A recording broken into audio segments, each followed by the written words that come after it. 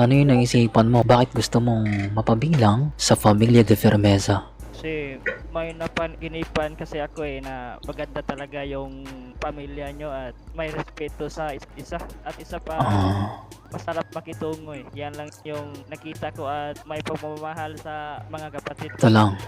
Ito lang masasabi ko sa'yo ha. Lahat ng sinabi mo, nakatanim na yan sa utak ng mga nakarinig dito ng mga kapatid natin. Maging sa akin. Kaya once na hindi mo panindigan yung mga sinabi mo, buhay mo ang kapalit ng unuan mo. Opo, patron. Asan na yung iba nandito sa base? Bilog daw muna dito. Yan. Magandang gabi sa inyo lahat mga kapatid. Magandang Ano? gabi, patron. Yung gabi no, i-welcome natin sa pamilya si Angel. Angel, maaari ka bang gamit na? Pakilala ka sa mga kapatid mo. Magandang gabi sa lahat. Ako po si Angel Sotelo at gusto ko sanang maging parte sa pamilyang to. Mabisa.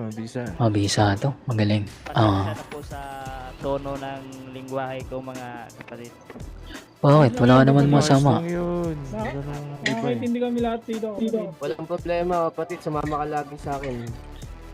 Welcome ka dito, no?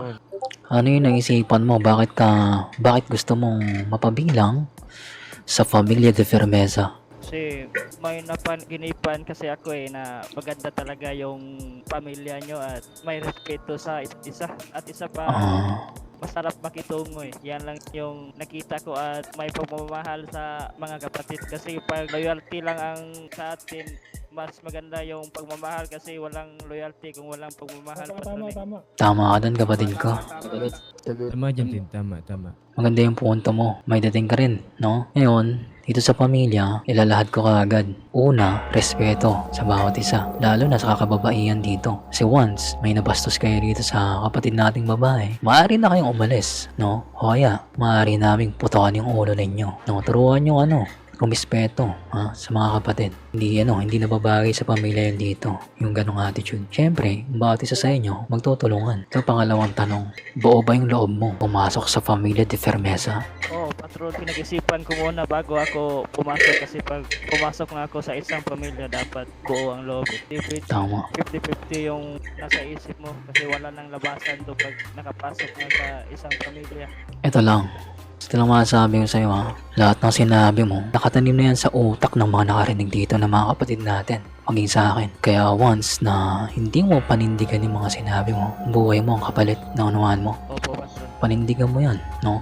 Hindi lang sa salita, kilusan mo sa gawa. Mababait na may mga kapatid natin dito. Kaibiganin nyo ang isa't isa. Magtulungan kayo. Mga kapatid, Yun lang. pakilala kayo kay Angel. No, pakilala kayo mga kapatid sa bago nating kapatid. Jaya, manama. Angel, ako nga pala si JM running for OG dito sa pamilya na to. Nice to meet you din. Sana gampanan mo yung mga sinabi mo dito. Pilusan mo lagi sa gawa. Makakaasa po kayo mga kapatid. Welcome pa dito, kapatid. Ako pala si Sheena Gervasi de Firmeza. Running as OG rin sa pamilyang to. Isa lang naman ang masasabi ko sa inyo. Enjoy nyo lang sa pamilya. Tsaka aasahan dapat kayo lagi. Yan lang. Yan, si Oji Primo.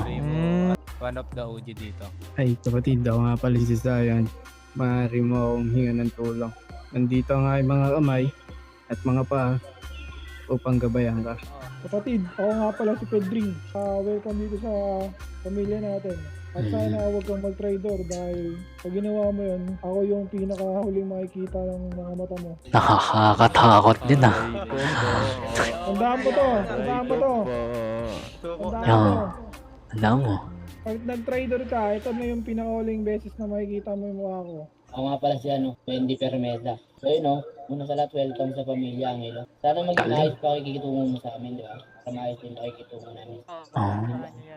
Enjoy. Malay ako nga pala si Dante.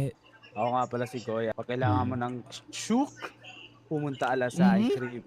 Ayun. Tangina mo. Dali. Dali. Anong gusto mong strain? Ha? Oo.